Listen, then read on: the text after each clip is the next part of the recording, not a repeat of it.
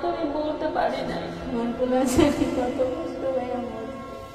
আমার ছেলে খুব কষ্ট করে, আমি কেন যেতে দিলাম, কেন আটকাইতে পারলাম না।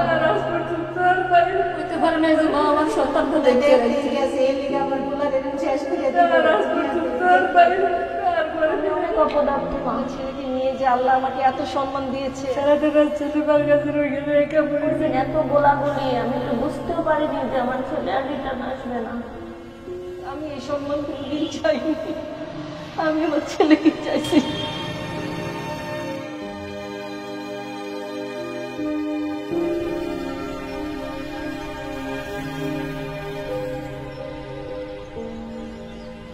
ছোটবেলা থেকে ও প্রচুর বই পড়তো।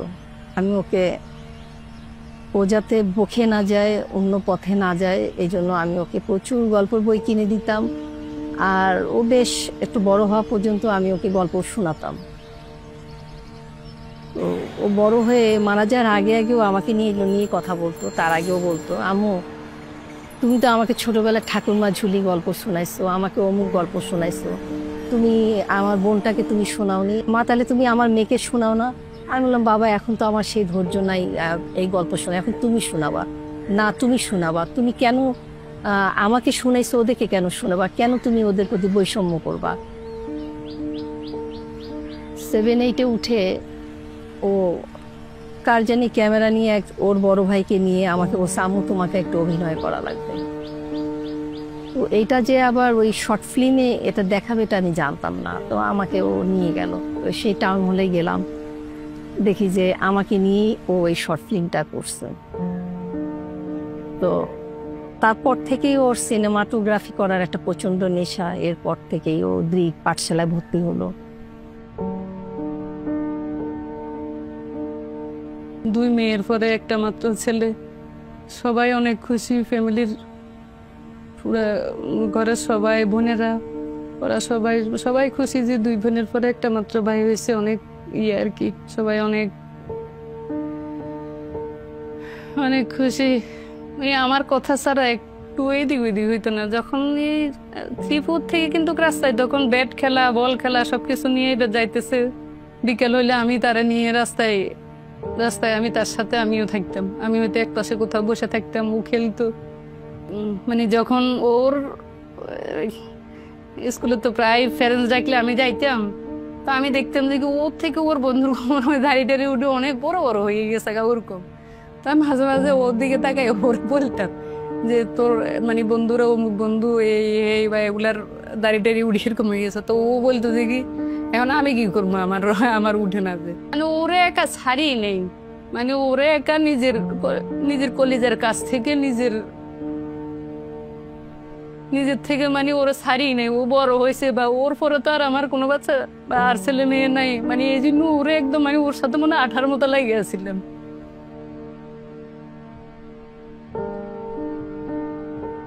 পড়াশোনা প্রথমত দেশে করছে 7 পর্যন্ত করছে। 7-এর বার্ষিক পরীক্ষা দিতে পারে না, এর আগে তো আয়া পড়ছে। আয়া পড়ার পরে এরপরে ঢাকাতে এত গার্মেন্টসে চাকরি করছে। এলসনে প্রথম করছে চাকরি, এরপরে গার্মেন্টসে ছোটো বয়স 12 বছর, মানে 11-12 এরকমই হইবে বয়স। তখন ওরে এলসনে কাজ করতে বলা, মানে আবার ওরে কইতে আছে যে সুমাইয়া তুমি লও, এনে টাকা কম, তো আমরা গার্মেন্টসে যাই।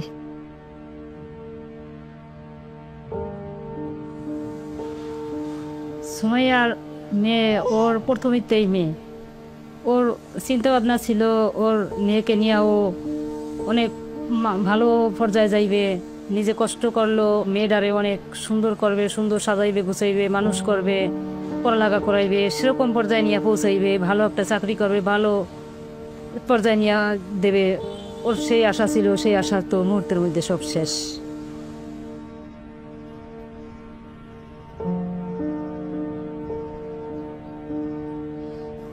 দিন ইসলাম লেখাপড়া করাইতেছে। দিন ইসলাম আমার হওয়ার পরে 1.5 বছর বড় হইলে, 1.5 বছর বড় হওয়ার পরে দিন ইসলামরে দিয়ে দিলাম। গেলাম আমার কোন বাসা লইলাম, যাত্রা বেরতে গেছি, দোকান লে যায় ঝামেলা, ফুটে দোকানদারি করে যায় ঝামেলা।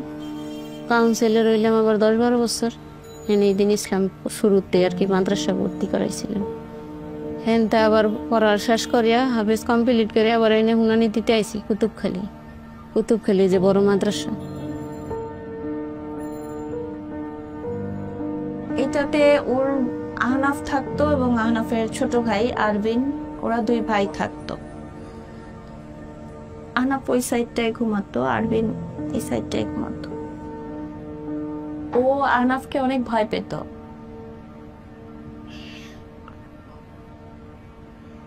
শাসন করার সময় ও শাসনের মতো শাসন করতো, পড়ার সময় পড়াতো, আবার খেলার সময় ওকে নিয়ে খেলতো।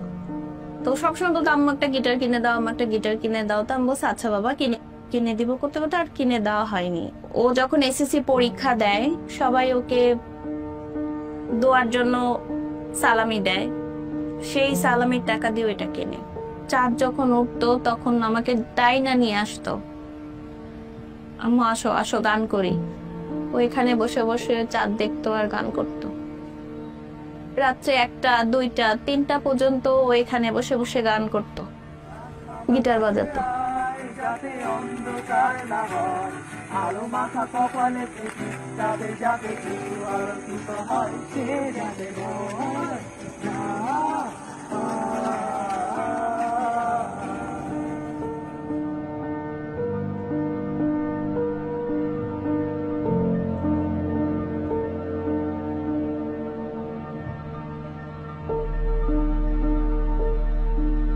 মনে পড়ে যে পরীক্ষা দিতে যখন যেত, এখন তো এবার থাকলে তো পরীক্ষা দিতে স্মৃতিগুলো মনে পড়ে গেলে তো আমার বলতো দোয়া করে ফু দিয়ে দাও। ফাইনালের সময় আমি বলছিলাম। তারপর আমার হাতে খেতে যেত, নিজের হাতে খাইতে যেতাম, দুপুরেও খাওয়াই দিতাম ভাবতাম। সায়েন্স ক্লাবের কাজ নিয়ে করছিল, ফেব্রুয়ারি থেকে হয়েছিল, এটা বিজ্ঞান মেলা হয়েছিল ওদের কলেজে। ও সায়েন্স ক্লাবের মেম্বার ছিল, ভাইস প্রেসিডেন্ট। বড় হয়ে যে সায়েন্টিস্ট হওয়ার ইচ্ছা ছিল, বিজ্ঞানী হবে। বাইরের ইন্টারমিডিয়েট পরীক্ষাতে ইচ্ছা ছিল ইউকেতে যাবে, ইউকেতে যে বড় দেশে এসে কিছু করবে দেশের জন্য, বিজ্ঞানী হয়ে আর কি কিছু করবে। ছোট থেকেই বাইরে পড়াশোনা।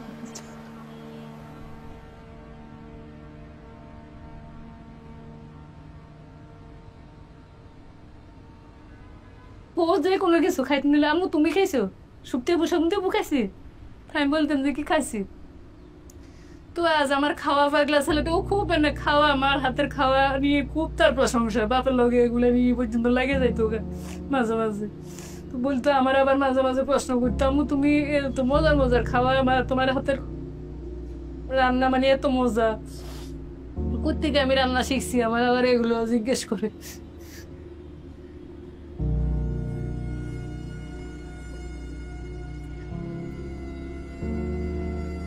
কালকেও সব বন্ধুরা গেছে পরীক্ষা দিতে।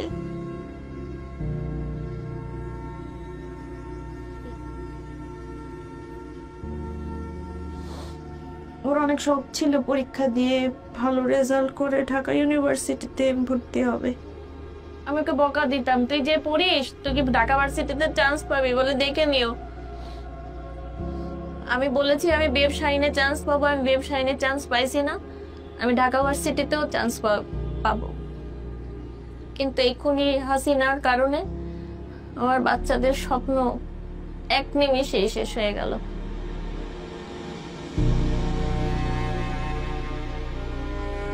আমাদের উপর নির্দেশনা আছে, আজকে যদি আপনারা বের হন আমরা কিন্তু ডাইরেক্ট বলি আমাদের রোকেয়া হলের ভিতরে কিন্তু কাঁটানে গ্যাস ছড়া হয়েছে, আমরা এখন পর্যন্ত দেখছি।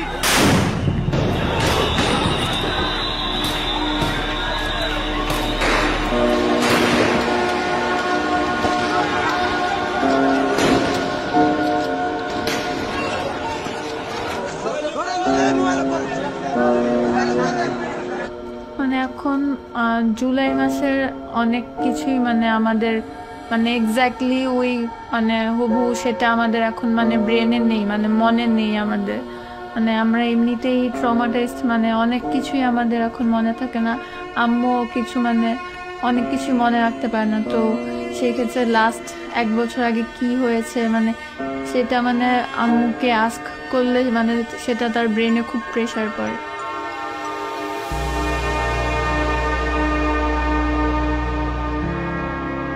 যেদিন ও যায় আন্দোলনে ওদিনও 2 ভাই এই রুমে কতক্ষণ খেলা করার পরে ওই রুমে গিয়ে খেলতেছিল মোবাইলে।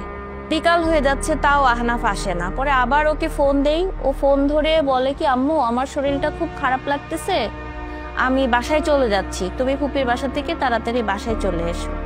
আসার পরে এখানে বসে এরকম পা লম্বা করে ফ্রিজ থেকে বরফ এনে পায়ে ডলতেছে।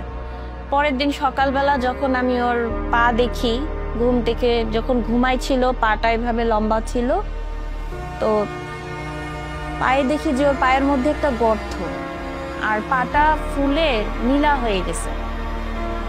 তা আমি ওকে বললাম কিরে তোর পায়ে কিভাবে ব্যথা পেলি, মানে এত ইজি ভাবে হাসতে হাসতে বলতেছে আরে আম্মু কিছু না, একটু রাবার বুলেট খাইছি। আমি তো তখন বুঝি নাই যে রাবার বুলেটটা কি।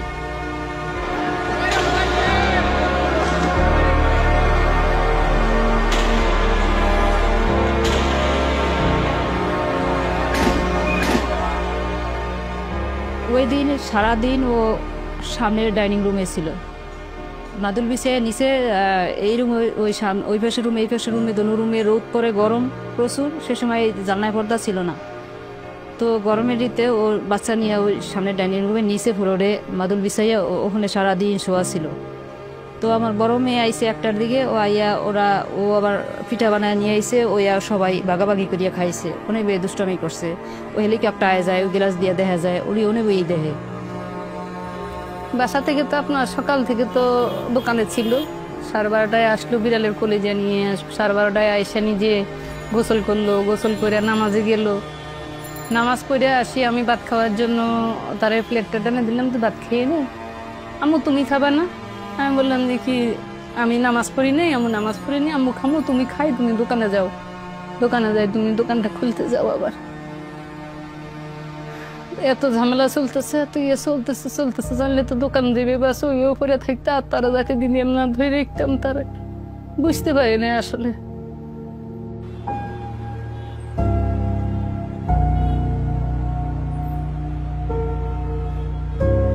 10ই জুলাই প্রিয় ঢাকায় আসে।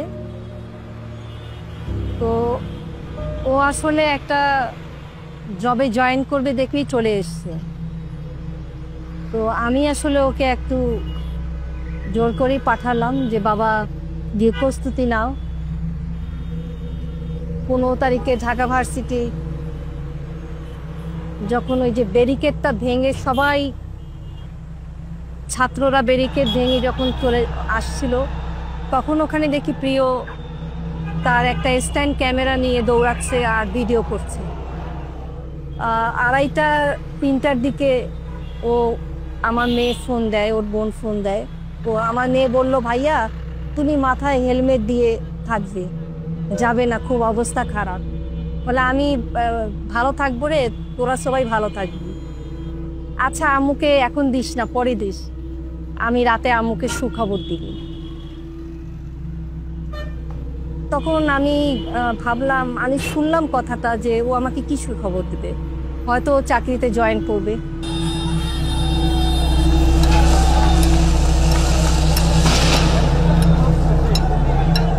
আমার বোলাই গেছে দেখতে, আমার বোলাই সকালে আমার লগে খাইলো টাইলো, আমি আমাকে ঘরে আরো মেয়ে মানাইছে, ওরা খাইলো তাইলো এক লগে। এরপর আমার বোলাই 10টা বাজে করতে বেরিয়েছে। আমার বোলার আমি বারবার মানা করছি করতে বেরিস না কাম্মু, আমি মামা গোবার সাথে আই, মামা গোবার সাথে আই কই আমার বোলাই বাইরেছে। তাই ওই আমার বোলারে যে ডাক দিয়েছে নিছে 3-4 জন, আমি আর কই পারতাম না বাবা, আমি জানি না, আমি তো বাসায়।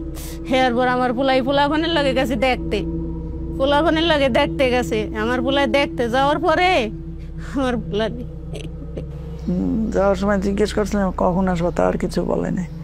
ওই দিন বেশি কথা বললো না যাওয়ার সময়, সবসময় তো দোয়া পরে ফু দিয়ে দিতে বলে, ওই দিন আর বললো না।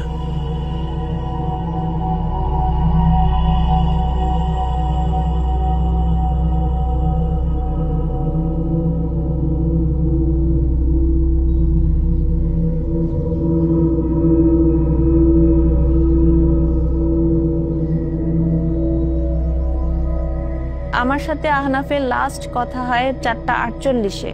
এটাই আমার সাথে ওর লাস্ট কথা বলা। আমি ওকে বলি বাবা বাসায় চলে আসো, তো আমাকে বলে হ্যাঁ আম্মু আমি আসতেছি, আমি এসে কোচিং যাব। তাই আমি বললাম 6টার দিকে তো কারফিউ দিয়ে দিবে, তুমি এক্ষুনি বাসায় আসো, আর তোমার ওখানে আর থাকা লাগবে না। বলে হ্যাঁ হ্যাঁ হ্যাঁ ফোন রাখো বলে ফোনটা কেটে দিল।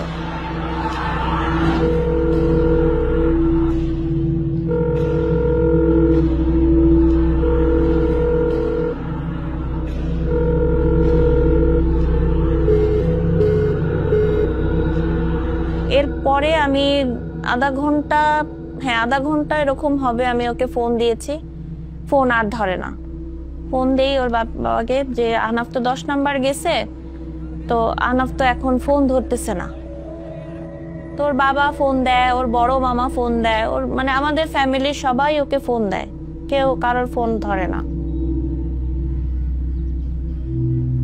তখন তো আমি বোরকাটা গায়ে দিয়ে দৌড়ে যাইতেছি রাস্তায়, না আমার সাথে সাথে দেখলাম পুরো রাস্তায় মানুষ আর মানুষ, ছেলে মেয়ে, ছেলেরা ওনাদের দিকে মানে সবাই আছে রাস্তায়। দৌড়াইতে আমি দোকানের সামনে গেলাম, দোকানের সামনে যাই দেখি দোকানটার ভিতরে লাইট জ্বলে, ফ্যান জ্বলে, এলোমেলো। ও চলে গেছে। আমি ভাবছি হয়তো কোনো দিক থেকে হয়তো দেখতেছে, আমি আরো এইদিকে ওইদিকে তাকাইতেছি যে ও কোথায় আছে, মানে দেখতেছি। আমি আরো পরিচিত কাউরে জিজ্ঞেস করতেছি যে আমার ছেলেরা দেখছেন কিনা। এর থেকে আরেকটু সামনে গেছি, এর গুলির শব্দে, গুলি আর টিয়ারশেলের শব্দে সবাই দেখেছি যে যার মতো বাসা বাড়ির ভিতরে ঢুকে দৌড়ে চলে যাচ্ছে। আমি একবারে ভিতরে দৌড়ে ঢুকে গেলাম। ঢুকে যাওয়ার সাথে সাথে চোখে মুখে দেখলাম যে একটু মানে চোখ মুখ জ্বলতেছে, একটু ইয়ে লাগতেছে। আমার ছেলে ছবি তুলছিল এই জায়গাটাতে, ছবি তুলে এই জায়গাটাতে দৌড়াচ্ছিল।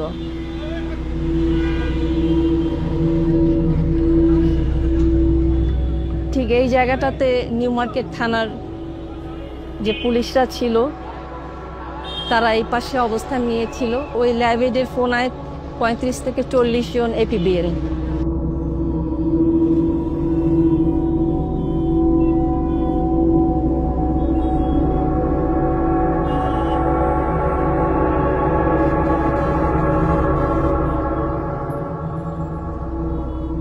যাত্রাবাড়ির এই সিনপার তো দেখলে মানুষ ঘুরিয়ে ঘুরিয়ে হনো পরে। তাই বলে আল্লাহ এই আস্তে আস্তে যাইতে এই গোলের ভিতরে যে গেছে তো বুঝতে না যে গোলের ভিতরে আমি যাই মুখ, আর আমার ভিতরে এরকম গুল্লি পরবো, গুলে তো আর যাইতো না। এইটারে চিল্লে কইতাছে তুই এনতে সর, সামিউল তুই এনতে সর, সামিউল তুই এনতে যা। হ্যাঁ কইছে আম্মু ভাইয়ারে হাতে এক গুল্লি, পায়ে এক গুল্লি, দুই জায়গায় 2 গুল্লি দিছে। এরপর ভাইয়া লেংড়াইতে থানার দত্তন হইতে পাশে যাইতে আছে মাছের আর ওদের দ্বারে। এরপর ভাইয়ার আবার এই রানের উপরে এই সাইডে গুল্লি করছে। এখন আর তো ভাইয়া আটতারে না, এখন ভাইয়া আটতারে না। এরপর আমার ভাইয়া এই মাছের ক্যান্টিনের ভিতরে পলাইতে যাইতে লাগছে। হেন তখন ভাইয়ার আরো 2 গুল্লি করছে, মোট 5টা গুল্লি করছে। একটা শরীরে যদি 5টা গুল্লি করে, আর কোনো আবার সিটা গুল্লিও হারা গায় সিটা গুল্লিও আছে। এই মানুষটা আর তারবো, আর এই মানুষটা ফিরে আইবো কেমনে আইবো?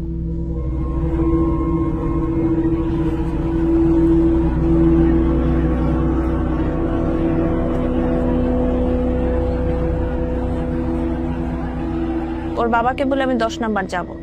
তোর বাবা বলে যে এখন তো কারফিউ দিয়ে দিছে, এখন 10 নাম্বার গিয়ে কি করবে? আমি বলছি আমি তাও যাব। তো 2 নাম্বার যখন ক্রস করি তখন একটা আননোন নাম্বার দিয়ে ফোন আসে। ও হচ্ছে ওর বাবার মোবাইলে ফোন দেয়, ফোন দিয়ে বলে যে আঙ্কেল আপনারা দ্রুত ইসলামী ব্যাংক হসপিটালে চলে যান, আহনাফ ওখানে আছে। পরে ওখানে কোনো জায়গায় আহনাফের নাম নাই। পরে এই পাশের একটা হসপিটালে আমরা খোঁজ করি, এদিকেও নাই।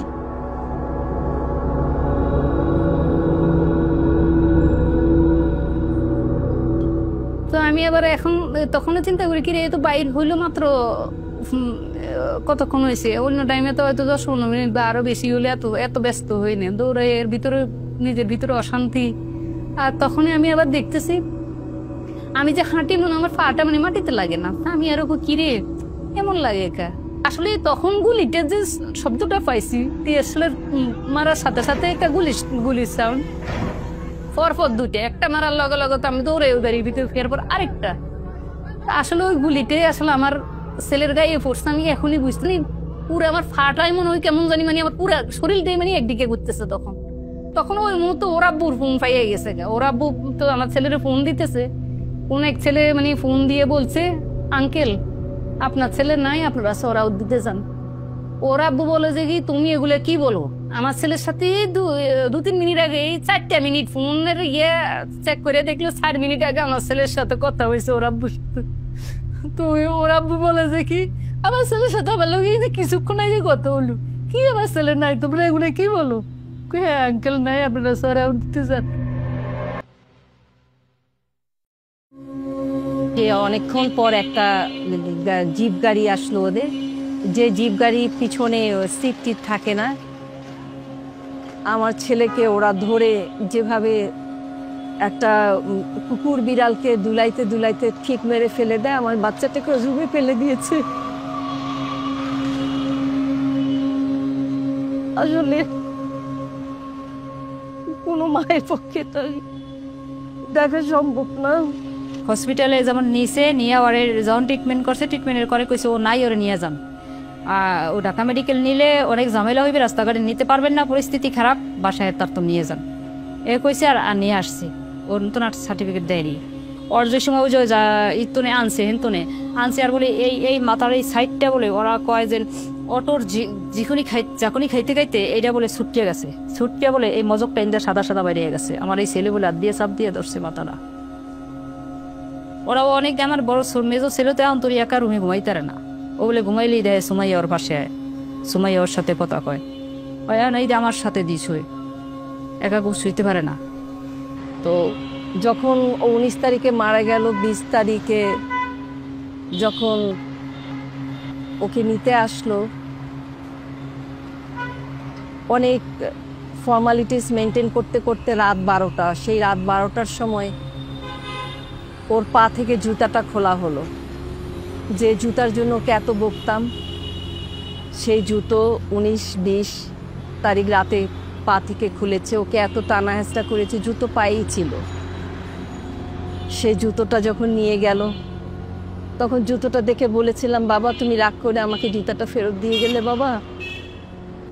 মাটিতে নিচে গেট দিয়ে ঢুকছে আর এই ছাত্রলীগের বলা মানে 4-5 জন গেছে যাইয়া ওনে মারি দিতে, কে কইছে কে অর্ডার দিছে এটি নিয়ে ওগুলাবে অনেক ঝুলাঝুলি করতে আছে। ওরা পরে কইছে যে কইছে অর্ডার দিছে এই মসজিদের সভাপতি, হে অর্ডার দিছে মারি দিতে, তো এই কথা কইছে হেরা মানে না। এর মধ্যে 4-5 জন আসছিল রোডের মধ্যে, হেলিকপ্টারটা আইসে এই গুলি করছে একজন কাইতে পড়িয়ে গেছে আর ওরা দিছে দৌড় দিছে, আর ওই ফাহে ওরে কোনো রকম সময় ওরা মারি দিছে দিয়া। আমার বড় ছেলের যে সময় কবরে থুইছে এই সময় কয়, মা ওর এত রক্ত, মানুষ মৃত্যুর পরে বলে রক্ত খারিয়ে দিয়ে যায়, আমি যে কবরে থুইছি আমার এরই সব ভিজগে আছে রক্তে, ওর এত রক্ত পড়ে কা। 19 তারিখ 20 জুলাই আমার ছেলেরে হারাই ফেললে মার্কে আমার কলেজে ফুটা করে আমার ছেলেটারে নিয়ে গেল। আমার ছেলেটারে আর আমি সারা রাত দেখতে গেলাম না। এরপরে বলি যে কি একটু অ্যাম্বুলেন্স থেকে বাইর কর, আমার ছেলেটারে একটু বাইর কর।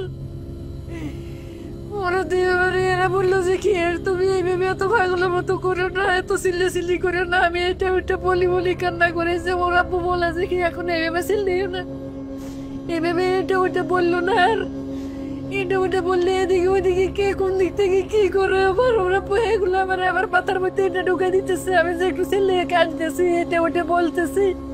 এর আব্বু বলে যে কি ইয়ে করো না, অত পাগলের মতো করো না, এটা ওইটা বলে কান্না করো না, এমনি কান্না করো, এটা ওটা বললো না তুমি। এরপরে বললাম দেখে আমার ছেলেটার একটু অ্যাম্বুলেন্স থেকে বাইর কর, বাড়িতে আর করতেছে না। এরপরে মা বলে যে কি মামি সারা রাত তো ফ্রিজে ছিল, ফ্রিজিং করা ছিল, বাইর করবো আপনার গিয়া মসজিদে নেওয়ার, আপনার ওইখানে নেওয়ার আধা ঘন্টা আগে তো বাইর করলো। তাও আমাদের সামনের বাসার গ্যারেজের ভিতরে। ছেলেটারা আর ঘরে আনে নাই, ছেলেটারা আর ঘরে আনে না, বইছে 3টে বাইর হয়েছে। আমার ছেলেটা আর আজ পর্যন্ত আর বাইর আর ঘরে ফিরে নেই, আর বাইর করে না। ওই দিনও সে আপনার ইয়ের থেকে ওই আরেকজনের বাসার গ্যারেজে রাখছে, ওই গ্যারেজ থেকে আমার ছেলেটারে বিদায় দিয়ে দিলেন। তখন ছেলেটারে ধরে দেখলাম, ছেলেটা পুরো শরীর ঠান্ডা, বড় বাবা ছেলেটা ওই সব সময় যে কোনো ছবিতে, যে কোনো ইয়েতে, যে কোনো ছবি উঠেতে আমার ছেলেটা ওই একটু দাঁত দেখাই দিয়ে কোনো ছবিতে তার দাঁত দেখায় হাসার অভ্যাস ছিল। ওই দাঁত দেখাইয়া হাসুন না, ওই হাসে আমার ছেলে দুনিয়া থেকে গেল।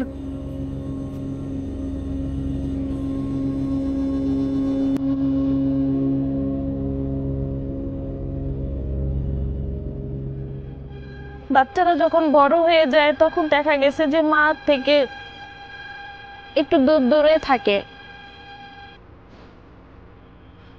ওকে আমি ওইভাবে জড়ায় ধরতে পারি নাই। শেষ মুহূর্তে ওরা আমি একটু আদরও করতে পারি নাই।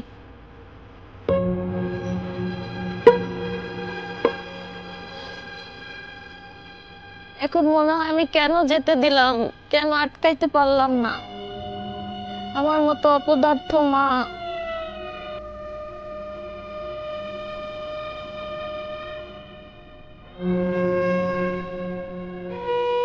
আমি অনেক অপদার্থ মা।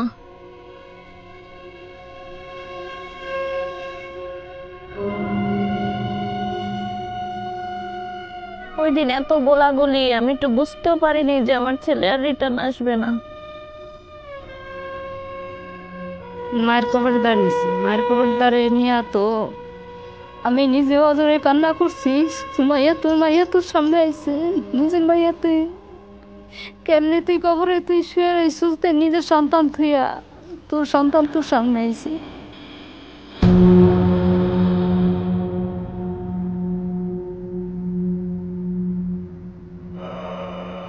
এই ফুলাফানটা যে মারছে, আমার ফুলাফান, আমার সন্তানটা গেছে, আমার যেরকম লাগতে আছে আরো মার বুকটা এরকম জরা করিয়া লাইছে।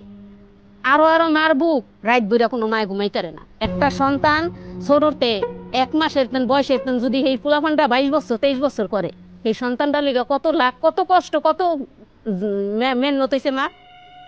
এটা কি কোনো মাইসে দিতে পারবো? এটা 5 লাখ 10 লাখ 20 লাখ 50 60 লাখ টাকা দিলে এটা পুরো নিব না। আমার সন্তানের বদলে সন্তান চাইলে দিব? ছেলে গেছে আর গেলাম সারাটা রাত ছেলেটার কাছে গেলে একা পড়েছিল। তাহলে স্বার্থপর আমি আমার ছেলে, আমার ওর আগের দিন করছি যে তুমি স্বার্থপর মা, তুমি রাস্তায় ভাইবোন এত কষ্ট করতেছে, আন্দোলনে এত কষ্ট করতেছে, এত ইয়ে করতেছে, তুমি আমার যাইতে নিচ্ছ না, তুমি স্বার্থপর মা। আসলে আমি স্বার্থপর, আমি ওর কাছেই গেলাম না। আমি নিজের জানের বোন, নিজের কিছু হবে না কি মনে করি আমি আর সারা রাত আর ওর কাছে গেলাম না। আমি স্বার্থপর।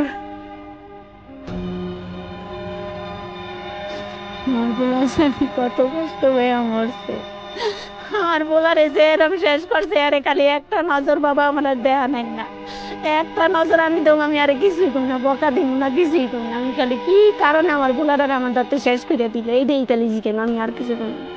5ই আগস্ট পর্যন্ত আমি বাড়িতে ঘুমাতে পারিনি। আমরা কেউ বাসায়, আমি, আমার মেয়ে, আমার নাতনি, আমরা নির্ঘুম ছিলাম। কারণ আমাদের কাছে খবর আসতেছিল যে আপনাদেরকে যে কোনো সময় তুলে নিয়ে যাবে। আমরা তো কুকুর বিড়ালকেও এভাবে মারি না, পাখিকেও মারি না, ওরা যেভাবে এভাবে নির্মম ভাবে মারছে। থানায় পুরো 11 ঘন্টা থাকার পরে মামলা নিয়েছে। সেদিন দেখেছি আমার পাশে অনেক ছেলে, শ ছেলে, যে আল্লাহ আমাকে এতগুলো ছেলে দিয়েছে, একটা ছেলে নিয়ে যে, একটা ছেলেকে নিয়ে যে আল্লাহ আমাকে এত সম্মান দিয়েছে, আমি এই সম্মান কোনোদিন চাইনি। আমি আমার ছেলেকে চাইছি। আর আমার মেয়ে 2.5 মাসের বাচ্চা থেকে যে মারা গেছে, এই ড্রাইভার কে নেবে আর এর দায়িত্ব কে নেবে?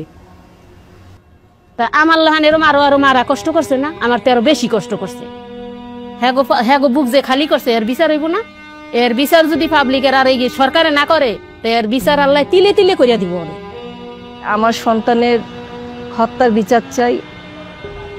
এই ফ্যাসিস্ট সরকারই আমার সন্তানদেরকে মেরেছে, আমার সন্তানকে মেরেছে। অতএব আমি সব বাবা মাকে নিয়ে মাঠে নামবো। আমি এর বিচার চাইবে। এখন আমরা বিচার চাই, কারণ এখন বিচারক যদি দেখে মরতে পারি তাহলে যদি একটু যদি